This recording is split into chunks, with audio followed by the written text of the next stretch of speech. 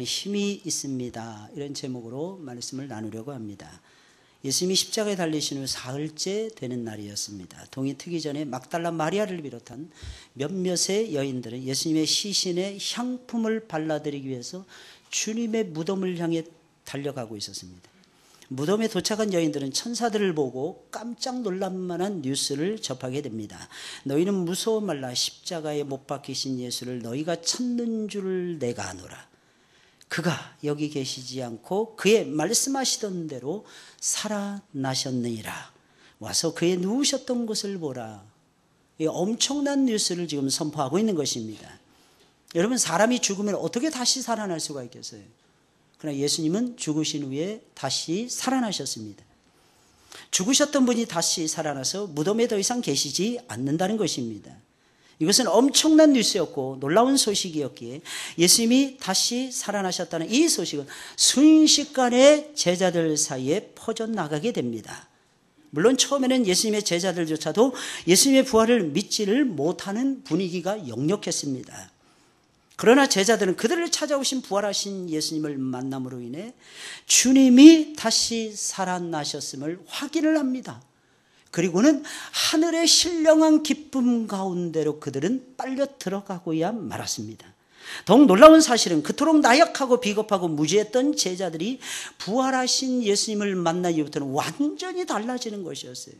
완전히 새 사람이 되는 놀라운 역사가 벌어지게 되었습니다.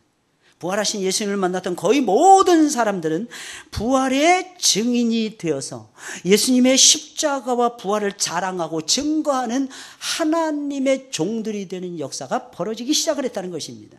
그들은 자신들의 소중한 생명까지도 바치는 거였어요. 몸을 바치는 거 아무것도 아니었어요. 여러분, 시간을 드리는 거 아무것도 아니었습니다. 물질을 하나님 앞에 드리는 건 역시 아무것도 아니었어요. 자신들의 생명까지도 아낌없이 내려놓으며 그리스도 예수의 부활의 증인이 되는 놀라운 모습을 나타내고 있었던 것입니다. 역시 예수님의 부활은 사람을 변화시키는 탁월한 능력이 있었던 것입니다. 죄인의 마음을 건드려요. 죄인의 마음을 회개시킵니다. 이것이 부활하신 예수 그리스도를 만나는 놀라운 역사라는 것입니다. 하나님의 사람이 되도록 만드는 놀라운 힘이 예수님의 부활 속에는 담겨져 있었던 것입니다. 그래서 부활하신 예수님을 만나는 사람마다 변화되지 않을 수가 없었어요. 그들은 전부 다 변화되었습니다. 그들은 전부 다 새로운 사람이 되었어요. 그들은 새로운 피조물이 되었어요.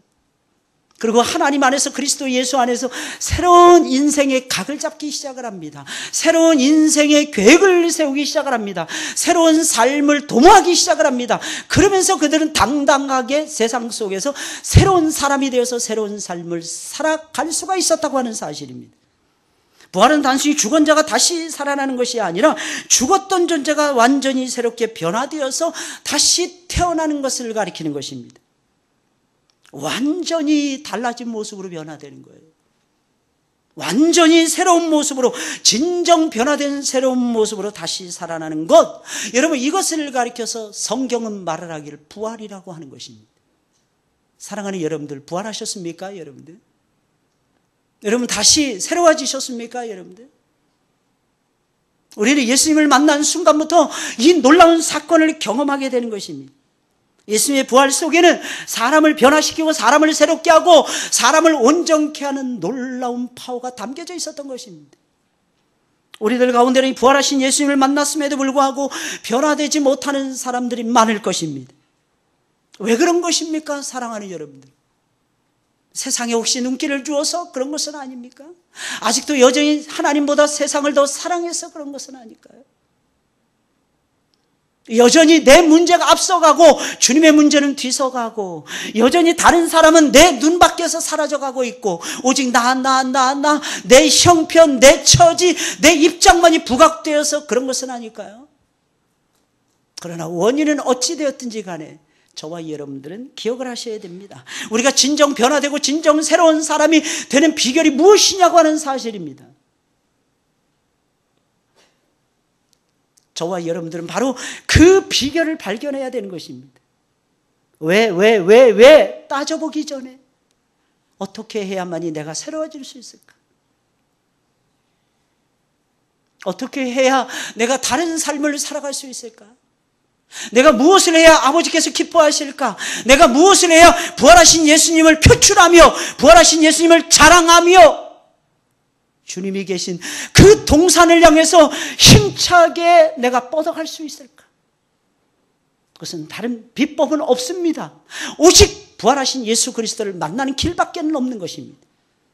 그런 사람들은 부활하신 예수님을 만났음에도 불구하고 변화되지 못하고 새로운 삶을 살지 못하고 10년, 20년, 30년 동안 예수 그리스도를 따라가고 있는데 50년 동안 예수님을 따라가고 있는데 태어났을 때부터 나는 모태 교인입니다. 나는 모태 성도입니다. 라고 하는 것을 자부하면서 살아가고 있는데 조금도 변화되지 않고 여전히 세상 것을 가지고 살아가고 있다면 사랑하는 여러분들, 거기에 문제점이 있다고 말하기 전에 내가 무엇을 해야만이 내가 새로운 삶을 살아갈 수 있을까? 내가 무엇을 해야만이 하나님이 기뻐하시는 새로운 삶을 살아갈 수 있을까? 사랑하는 여러분들, 그 비결을 성경 속에서 찾으셔야 되는 것입니다. 성경은 우리에게 대답을 해주는 것입니다.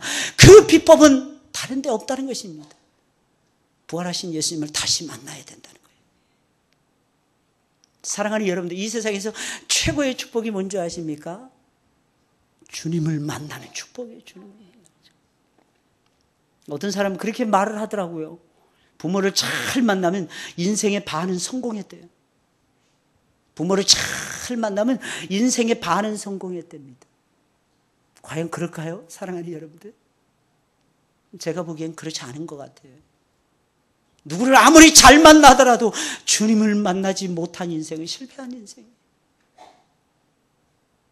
저와 여러분들이 진정 새로워져요. 새로운 피조물이 돼야 돼요. 이 세상에서 새 노래를 불러야 돼요. 새로운 기도를 드려야 돼요. 새로운 축복 속으로 들어가야 됩니다. 그러려면 비법이 딱 한 가지입니다. 부활하신 예수 그리스도를 다시 만나야 돼요. 사랑하는 여러분, 신앙은 체험하는 거예요. 여러분, 이 예배 시간에 하나님의 강림하심을 체험하셔야 돼요. 그렇지 않으면 여러분들 죽은 인생이 되는 거예요. 겉으로 보기엔 살아있죠. 피부가 살아있죠. 마음이 죽어있는데 여러분들. 겉으로 눈동자가 살아있는 것 같죠. 사랑하는 여러분, 내 영혼이 죽어있는데 어찌 살아있다고 말할 수가 있겠습니까? 죽어있는 거예요. 많은 사람들이 오해합니다. 아직 생명도 받지 못했는데 나는 병들었습니다. 나는 힘듭니다. 나는 정신적으로 어렵습니다. 외치면서 살아갑니다. 아니에요. 사랑하는 여러분들, 아직 생명을 받지 못한 인생은 죽어있는 것입니다. 사랑하는 여러분들, 진단을 하시려면 제대로 하셔야 돼요. 부활하신 예수님 만나셔야 됩니다. 만나지 못하면 새로운 삶 없습니다. 새로운 영혼의 새로운 몸부림 아무 소용이 없다고 하는 사실입니다. 태어나지 않았는데 어떻게 성장합니까? 태어나지 않았는데 하나님을 향해서 어떻게 달려갑니까? 사랑하는 여러분들, 교회 나왔다고 해서 살아났다고 보시면 안 됩니다. 사랑하는 여러분들, 부활하신 예수님을 만나셔야 돼요. 예배 속에서 만나셔야 돼요. 말씀 속에서 만나셔야 돼요. 찬송 속에서 만나셔야만 되는 것입니다. 예수님의 이름으로 축원을 드립니다. 최선의 방법, 내가 변화될 수 있는 최선의 방법, 십자가에서 죽었다가 다시 살아나신 예수 그리스도를 만나는 것입니다. 이런 만남의 축복이 있기를 예수님의 이름으로 축원을 드립니다. 그럼 예수님의 부활에는 우리를 어떤 모습으로 변화시키는 힘이 있습니까? 예수님의 부활에는 우리를 온전케 하는 힘이 있다 그랬어요.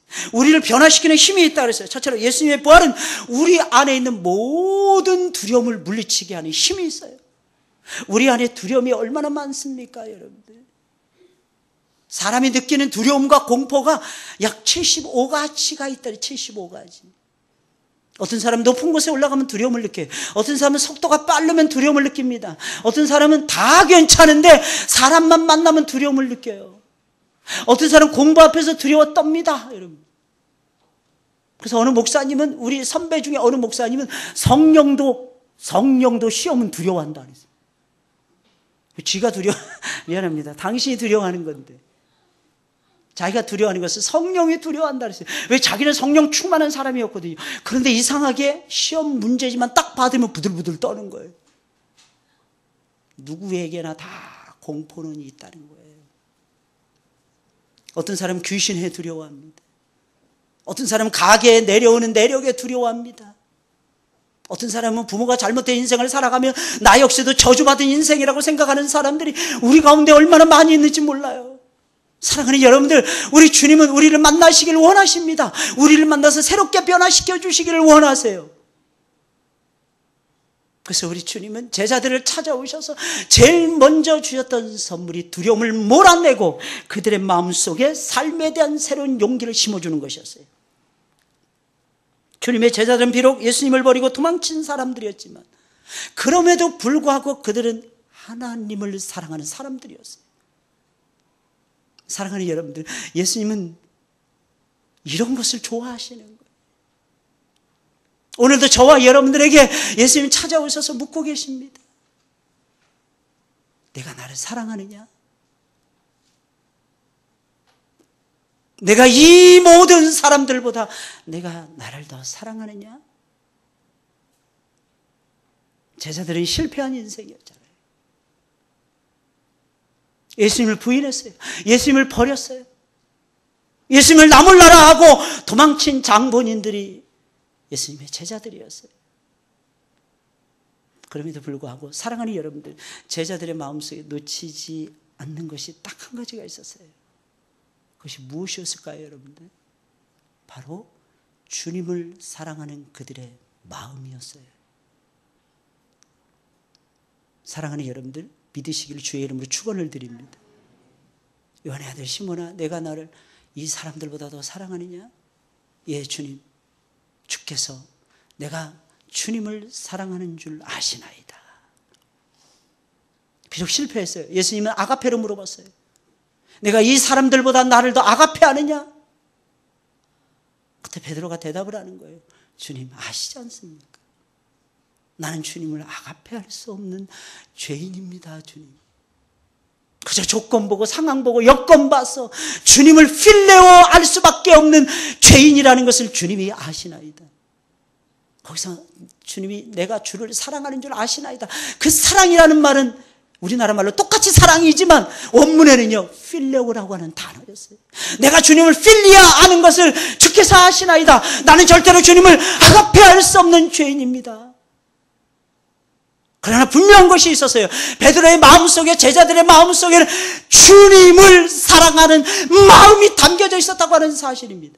우리 주님은 그것을 원하시는 것입니다. 이 무더위 속에서 우리가 주님 앞에 고백해야 될 위대한 신앙 고백, 그것이 무엇입니까? 예, 주님, 내가 주님을 사랑하는 줄 주님이 아시나이다.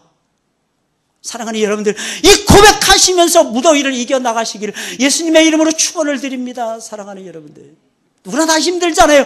누구나 다 괴롭잖아요. 누구나 다 잠을 못 잤잖아요.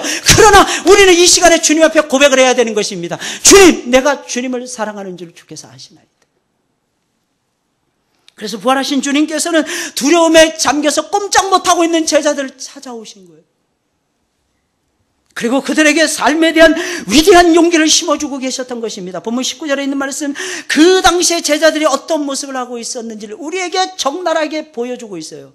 이날 그 안식 후 첫날 저녁 때에 제자들이 유대인들을 두려워하여 모인 곳에 문들을 닫았더니 예수께서 오사 가운데 서서 가라사대 너희에게 평강이 있을지어다. 여러분, 당시에 예수님의 제자들은 유대인들에 대한 공포, 유대인들에 대한 두려움에 빠져 있었어요. 왜? 자기의 스승이요, 자기들의 주님이었던 그 주님은 하나님의 아들이었어요. 시간을 초월하시고 공간을 초월하시고 하늘의 모든 것까지도 움직일 수 있는 주님이셨는데 그 주님을 잡아다가 십자가에 매달아 죽인 장본인들이었어요. 그러니 유대인들이 얼마나 두려웠겠습니까? 공포 그 자체였어요. 제자들은 안식 후 첫날 저녁에 한자리에 모이긴 모였어요. 예수님 말씀하신 대로 너희는 모이라. 그러니까 모였어요. 모이긴 모였으나 두려움은 어쩔 수가 없었던 것입니다. 그래서 그들은 문들을 굳게 잠가놓고 모일 수밖에 없었던 것입니다. 사실 제자들은 이때에 예수님의 부활에 대한 소식을 이미 여러 차례에 걸쳐서 들어서 알고 있었어요. 이때까지 예수님은 자신이 부활하셨다고 하는 사실을 5번 이상이나 예수님 보여주고 계셨거든요. 하지만 제자들의 마음에는 유대인들에 대한 공포, 유대인들에 대한 두려움이 앞서가고 있었어요. 그래서 제자들은 부활이 주는 능력을 전혀 깨닫지 못하고 있었던 것입니다. 이런 제자들에게 부활하신 주님이 찾아오신 거예요. 문을 굳게 잠가는데 벽 사이로, 문 사이로 예수님이 들어오신 것입니다. 그리고 자신의 부활하신 몸을 제자들에게 보여주십니다. 그러면서 제자들의 마음을 달래주면서 너희에게 평강이 있을지어다 기원까지 해주셨어요. 못 박히신 손과 옆구리의 참자국을 예수님께서는 감추지 아니하시고 그대로 보여주십니다. 이 상처는 제자들 앞에 나타나신 분이 그들이 그동안 믿었던 주님이시라는 것을 확실하게 증거해 주는 증거물이었습니다. 그래서 예수님 보여주셨다는 거예요. 제자들의 죄값이 예수님의 죽으심으로 말미암아 이미 지불이 되었다는 것을 보여주는 흔적이었어요. 그래서 예수님이 그 흔적을 보여주셨던 것입니다. 그로 인해서 제자들은 하나님과 함께 이제부터는 영원한 하늘의 신령한 기쁨과 평강을 누릴 수 있게 되었음을 보여주는 명확한 증거물이었던 것입니다. 아울러 주님께서는 제자들에게 다시 사명을 일깨워 주시면서 성령을 숨을 몰아쉬시면서 주님을 외치십니다. 너희가 성령을 받을지어다 말씀해 주십니다. 이것으로 인하여 사랑하는 예수님의 제자들은 다시 힘을 얻는 거예요. 다시 용기를 얻고 다시 일어설 수가 있었던 것입니다. 부활은 사랑하는 여러분들 모든 것에 대한 새로운 시작인 것입니다. 여러분들 어떤 문제를 가지고 계십니까? 어떤 아픔과 어떤 상처를 가지고 계십니까? 예수 그리스도 안에서 부활하신 예수님을 만나게 되면 그 모든 것이 새로워지게 될 것입니다.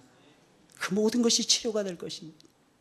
영혼의 문제, 육신의 문제, 정신적인 문제, 사랑하는 여러분, 삶에 대한 문제, 여러분, 환경에 대한 문제, 물질에 대한 문제, 여러분들이 그렇게 좋아하는 돈에 대한 문제, 사랑하는 여러분들이요, 주님을 만나면 그 모든 것이 해결이 되는 놀라운 역사가 벌어진다는 거예요. 할렐루야! 믿으시길 주님의 이름으로 축원을 드립니다. 이유가 무엇입니까? 예수님의 부활 자체가 사망과 어둠의 권세를 깨뜨리는 사건이었어요. 여러분, 이 세상에서 제일 무서운 게 죽음 아닐까요? 돈이 많으면 뭐합니까, 여러분들? 직분이 높으면 뭐합니까? 직책이 높으면 뭐합니까? 신분이 사람들이 우러러보는 자리에 올라서면 뭐합니까? 사랑하는 여러분들, 모든 인생은 죽음 앞에서 두려워서 벌벌 떠는 인생들이라. 근데 놀라운 사실은 예수님은 그 사망의 권세를 깨뜨리신 거예요. 그러면서 여러분들에게 자유를 주신 거예요. 여러분들에게 해방을 주시는 거예요. 영혼의 자유, 육신의 자유, 삶의 자유까지도 아울러 주시면서 주님이 계신 천국으로 저와 여러분들을 끌고 가고 계신 것입니다.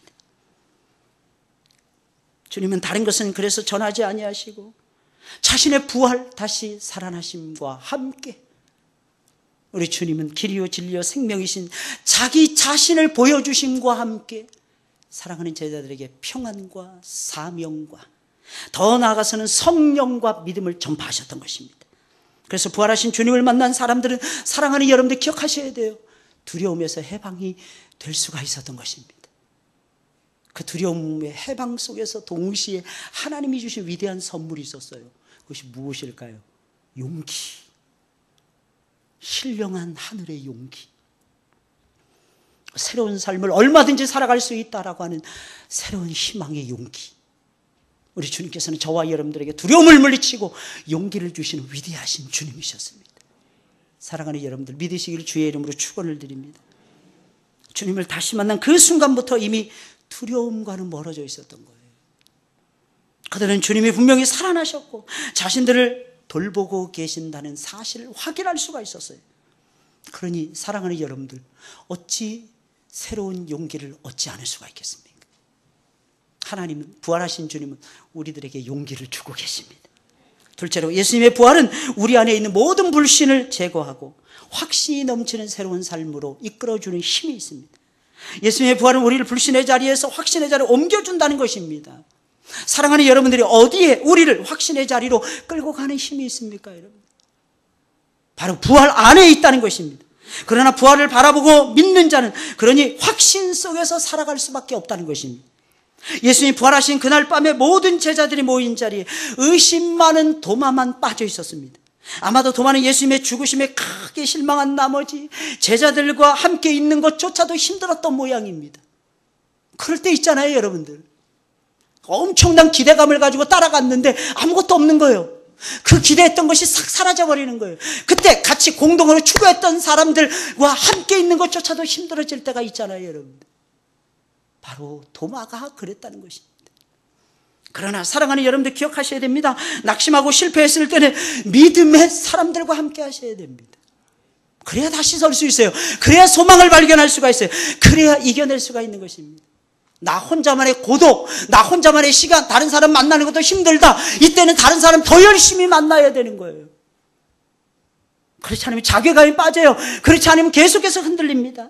더욱 낙심을 부채질합니다. 고독이 내 낙심을 더욱 부채질합니다. 그래서 바람직하지 못한 연민 속에 저와 여러분들을 끌고 갈 때가 너무너무 많더라는 것입니다. 혼자 있으면 좋을 것 같죠? 그는 뭐 때문에 예수님이 교회를 만드셨습니까? 사랑하는 여러분들, 우리 모두 200년, 300년 먼저 복음을 받아들였던 나라가 일본과 인도입니다. 일본에 웃지 마라 간조라고 하는 유명한 신학자가 있었어요. 흑기 주석을 썼던 그 사람의 이름이 한국말로 흑기였습니다. 그리고 인도에는요, 썬다싱이라고 하는 유명한 선교사, 유명한 목사님이 계셨어요. 얼마나 많은 족적과 얼마나 많은 역사의 흔적을 남겼는지 모릅니다. 사랑하는 여러분들이. 그러나 그럼에도 불구하고 일본 교회는 흥왕하지 못했어요. 인도 교회는 흥왕하지 못했습니다. 사랑하는 여러분들, 그 이유가 무엇이었는지 아십니까? 이 유명했던 두 사람의 공통점이 있었는데 이들은 무교회주의자들이었다는 것입니다. 교회가 필요 없다고 생각을 했어요. 교회의 조직이 웬 말이냐? 사람만 귀찮게 하고 사람만 힘들게 하는 것이 교회 조직이라는 것입니다. 우리 세상 속에서 그리스도인다운 모습을 나타내면 되겠다는 것입니다. 우리나라에서 유명한 고 함석헌 선생님도 무교회주의자 중에 한 분이었습니다. 사랑하는 여러분들, 그러나 기억하셔야 돼요. 예수님 말씀하셨습니다. 주는 그리스도시여 살아계신 하나님의 아들이십니다. 바요나 시몬아, 내가 복이 있노라. 이것을 내게 알게 한 이는 혈육이 아니요 하늘에 계신 너희 천부이시니라. 내가 이 반석 위에, 이 반석이라는 신앙 고백을 얘기하는 것입니다. 이것은 여성 명사형을 쓰고 있었어요. 이 반석 페트로스라고 하는데, 그래서 로마 카톨릭 사람들은요, 여기서 근거해서 교회가 세워졌다.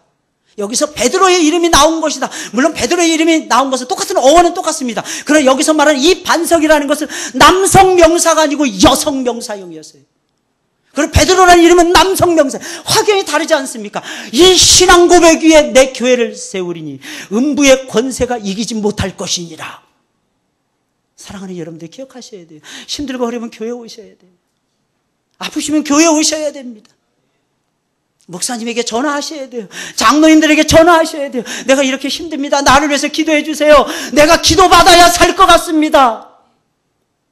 나는 지금 죽어가고 있습니다. 나는 지금 힘이 없습니다. 당신네들이 나를 위해서 기도해 줘야 내가 살아날 수 있습니다. 이게 교회의 본질인 것입니다. 교회는 지체예요. 교회는 그리스도를 머리로 삼습니다. 그리고 우리는 그의 몸을 형성하고 있는 거예요. 그러니 사랑하는 여러분들이요, 힘들고 어려울수록, 사람과의 관계가 깨질수록 교회를 찾아오셔야 되는 거예요. 교회 속에서 함께 손을 잡아야 돼요. 하나님의 음성을 들으셔야 돼요. 나 혼자서만 들으면 졸릴 수도 있잖아요. 함께 들었을 때 내 영혼이 살아난다는 것입니다. 함께 들었을 때 내 삶이 일어날 수가 있다는 것입니다. 사실 여러분들이 이것을 기억하고 계셔야 돼요. 이 고귀한 신비스러운 교회론, 이걸 깨달은 사람들은 어디를 가나 교회부터 찾는 거예요. 우리 한국 사람들은 가는 곳마다 교회부터 세우면 되잖아요. 사랑하는 여러분, 그 좋은 징조입니다. 여러분들 그렇게 살아가시길 예수님의 이름으로 축원을 드립니다. 한때 도마는 용감한 사람, 매우 용감한 사람이었어요. 요한복음 11장에 있는 말씀을 보니까 나는 주와 함께 죽기로 각오했습니다. 고백할 정도였어요. 그러나 태생이 이 사람이 어떤 사람이냐, 아주 비관적인 사람이었어요. 의심이 엄청나게 많았던 인물이 이 사람이었습니다. 이런 사람들의 치명적인 약점이 있습니다. 평상시에는 드러나지 않아요. 결정적인 순간에 믿지를 못해요. 습관이 되어 있어야 돼요. 긍정적인 마인드로 계속해서 나아갈 수 있는 습관을 들여야 되는 것입니다. 근데 하나님 안에서 그리스도의 말씀을 근거로 해서 긍정적인 사고방식을 키워가셔야 되는 거예요. 그런 사람은 반드시 승리하게 되어 있어요. 신앙에서 승리합니다. 삶에서 승리합니다. 인격의 변화를 도모하는 일에서 절대로 처지지 않습니다. 그런데 이 도마라고 하는 사람 치명적인 약점이 있었는데 결정적인 순간에 불안했어요. 결정적인 순간에 의심했어요. 결정적인 순간에 불신했다는 것입니다. 그래서 주님은 이 사람에게 나타나서 믿음 없는 자가 되지 말고 믿는 자가 되라고 당부할 수밖에 없었던 것입니다. 도마는 주님이 부활하셨다는 것을 믿지 못하고 있었어요. 예수님의 제자들은 계속해서 주님이 살아나셨습니다. 도마에게 영도포 가르쳐 줬습니다. 계속해서 증거했습니다. 본문 25절에 나오는 이르되라고 하는 동사는 그에게 계속해서 말했다 이런 뜻입니다.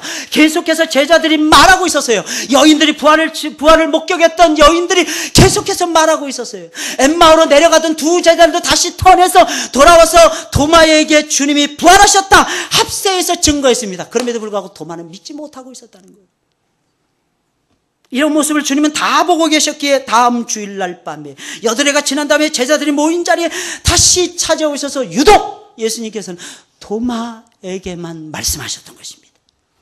물론 그때도 주님은 벽 사이로 촥 하고 나타나십니다. 너희에게 평강이 있을지어다. 인삼 말부터 주님은 건네십니다. 그리고는 도마에게만 말씀하십니다. 내 손가락을 이리 내밀어 내 손을 보고 내 손을 내밀어 내 옆구리에 넣어보라. 그리하고 믿음 없는 자가 되지 말고 믿는 자가 되라. 이 말을 들었을 때 아마 도마는 놀라서 뒤로 자빠질 뻔했을 것입니다. 이유가 무엇입니까? 자기가 그 말을 할 때에 예수님은 그 자리에 안 계셨거든요. 그리고 한 일주일이 지나도록 예수님은 그 누구에게도 나타나신 적이 없었거든요. 누구로부터도 듣지 못했다니. 그 자리에 없었을 뿐만 아니라 누구로부터 듣지 못했어요. 그럼에도 불구하고 예수님 이 도마가 고백했던 거하고 똑같은 대답을 예수님께서 하고 계셨더라는 것입니다. 사랑하는 여러분들 기억하셔야 돼요. 우리 주님은 다 보고 계십니다. 미안합니다. 여러분 졸고 있는 것까지 다 보고 계세요. 할렐루야. 마음이 딴 데 가 있는 것까지 다 보고 계세요. 그러니 사랑하는 여러분들 조심하시기 바랍니다. 도마가 이 불신앙적인 말을 하고 주님은 다 듣고 계셨어요. 다 보고 계셨어요. 주님이 안 보인다고 해서 우리는 못 보는 거지만 주님은 보고 계세요.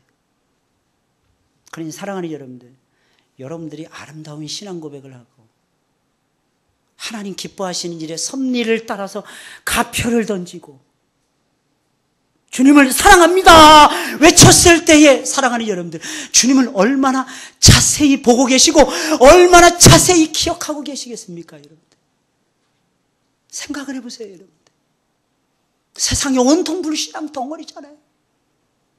세상적인 방식을 좋아하잖아요. 세상적인 습관을 쫓아가고 있잖아요. 세상적인 방법으로 이 세상을 장악하려고 얼마나 많은 사람들이 애를 쓰는지 몰라요.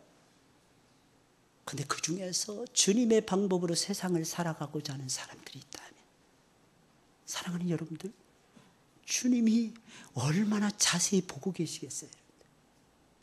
아마 머리부터 발끝까지 다 훑어버리실 것입니다.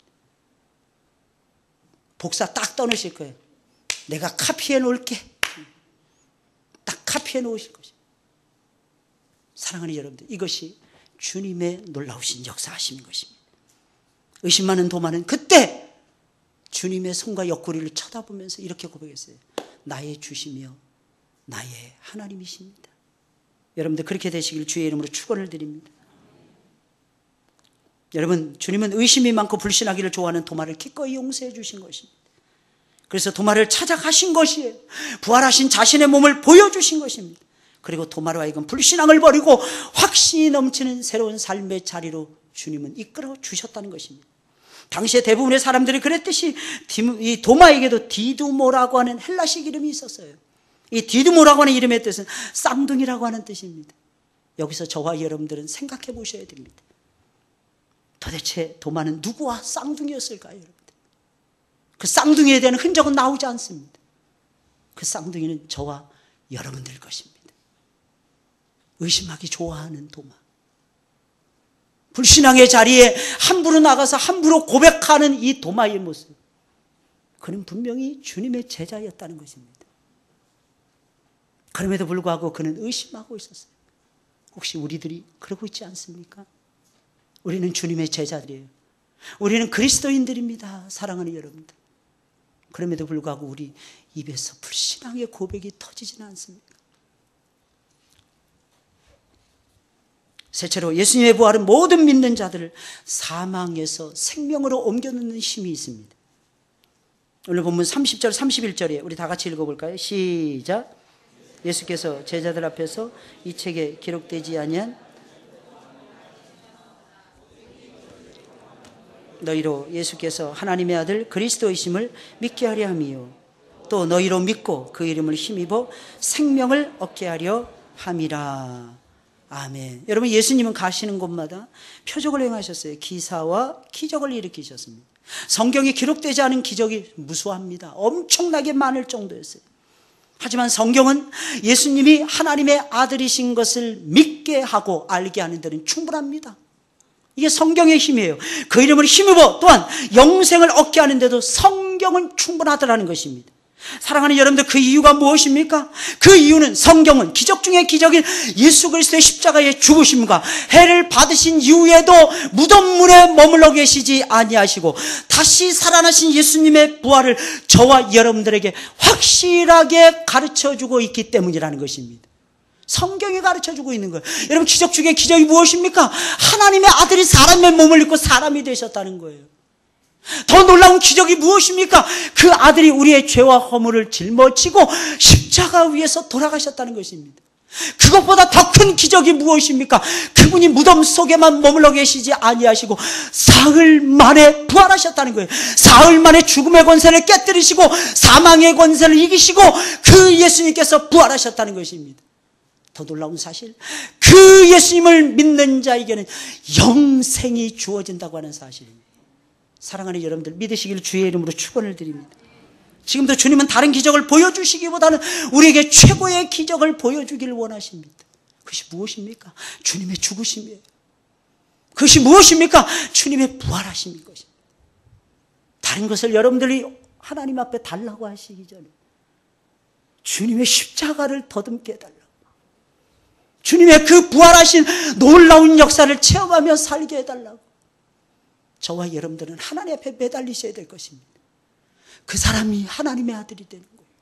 그 사람이 진정한 하나님의 사람이 되는 것이고 그 사람이 진정한 천국의 시민이요 백성이 되는 것입니다. 그 사람은요, 세상이 감당할 수가 없는 거예요. 왜? 그 사람은 땅의 것보다는 하늘의 것에 있거든요. 없어질 것보다는 영원한 것에 몰두하거든요. 이런 사람을 세상이 어찌 감당해낼 수가 있겠습니까? 그러니 세상이 감당 못하는 것이 당연한 거예요. 우리 주님이 죽으시고 부활하신 이유가 무엇입니까? 여러분들을 사망에서 건지셔서 생명의 자리로 옮겨주시기 위해서요. 그 예수 믿으면요, 저를 보세요. 얼굴이 환해집니다. 못 먹어도 환해집니다. 저 아침도 못 먹었어요, 여러분. 못 먹었는데 환하지 않습니까? 까매졌나요? 환해지세요. 억울해도 억울한 빛보다는 감사의 빛이 얼굴에 역력히 나옵니다. 이유가 무엇입니까? 잃어버린 것 많을지라도 하나님이 주신 것이 비교할 수 없이 크기 때문입니다. 하나님이 주신 것은 비교가 안 돼요. 그 어떤 거다. 영생. 그분이 우리에게 아들을 통해서 주시는 영원한 선물, 영생. 여러분들에게 영생이 있습니다. 여러분들은 영생으로 얻는 길로 가고 있는 거예요. 여러분들은 실패하지 않을 것입니다. 이유가 무엇입니까? 사랑하는 여러분들, 주님이 대신하여 십자가에 달려 돌아가시고 사흘 만에 부활하심으로 여러분들에게 영생을 주기 위해서 그 주님이 하나님 보좌 우편에서 지금도 여러분들을 내려다보시면서 지금도 변함없이 여러분들을 위해서 기도해 주고 계시기 때문인 것입니다. 실패가 없는 거예요, 여러분. 우리에게 영생이 있다고 하는 사실입니다. 그래서 사도 요한은 생명이라는 단어를 즐겨서 사용했던 것입니다. 그가 전하는 예수님이 주시는 제일 큰 선물, 그것은 생명이었던 것입니다. 만약에 우리가 생명을 필요로 한다면 여기서 우리가 알아야 되는 것이 있어요. 우리가 이미 죽어 있음을 인정하는 것입니다. 우리가 이미 죽어 있음을 의미하는 것입니다. 영생을 얻지 못하고 잃어버린 사람들은 병이 들었다거나 허약한 것이 아닌 것입니다. 하나님의 영생이 없어서 그 사람은 죽어 있다는 것을 저와 여러분들은 기억하셔야 되는 것입니다.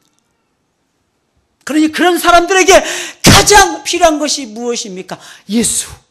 그런 사람들에게 가장 필요한 것이 무엇입니까? 예수 십자가와 부활인 것이고, 그런 사람들에게 제일로 필요한 것은 그 십자가 부활을 통과하는 하나님이 주시는 영생이라고 하는 선물인 것입니다. 사랑하는 여러분들, 우리 알잖아요. 여러분들, 믿음은 들음에서 나는 거예요. 여러분들, 들음은 하나님의 모든 말씀에서부터 뿌려지는 것입니다. 여러분들, 이 사실을 기억을 하셔야 됩니다. 제발 여러분들 살아나시길 주의 이름으로 축원을 드립니다. 분명히 우리는 기록된 말씀을 통해서 부활하신 주님에 대해서 들었습니다. 그 듣고 믿는 자들에게는 하늘의 영생이 떨어지는 겁니다. 영생. 더 이상 사망의 권세가 여러분들에게는 꼼짝 못할 것입니다. 여러분들은 에워싸지 못할 것입니다.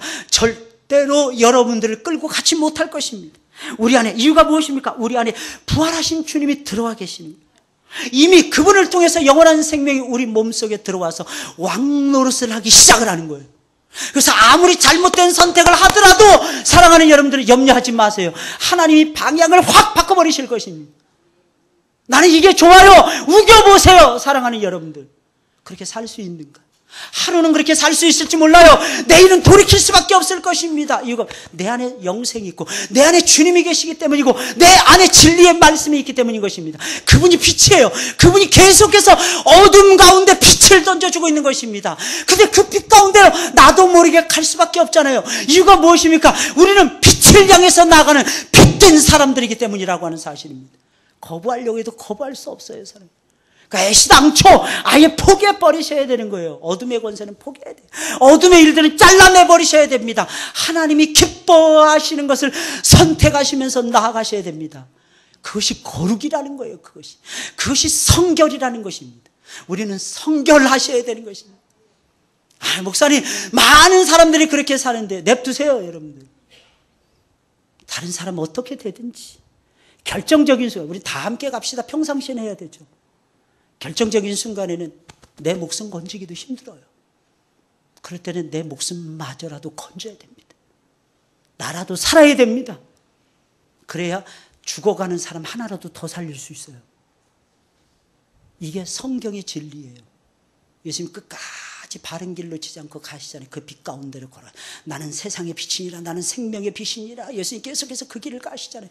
제자들이 외면해도 그 길을 가시잖아요. 여러분. 그러니까 부활이요 생명의 역사를 창출해낼 수가 있었던 거예요. 저와 여러분들도 그렇게 신앙생활 하시길 주의 이름으로 축원을 드립니다. 그렇게 신앙생활 하셔야 되는 거예요. 부활은 권능이 있어요. 파워가 있어요. 두려움을 뽑아냅니다. 우리 안에서. 여러분들에게 용기로 채워줍니다. 불신, 우리 불신하기 좋아하잖아요. 불신에서 믿음으로 바꿔놓습니다. 결과적으로는 사망에서 생명으로 옮겨버립니다. 이게 부활이 주는 능력이에요. 이 부활, 여러분들의 부활이 되시길 예수님의 이름으로 축원을 드립니다. 부활, 바로 그 놀라운 능력에 저와 여러분들은 붙들려서 살아야 된다는 것입니다. 기도하겠습니다. 전능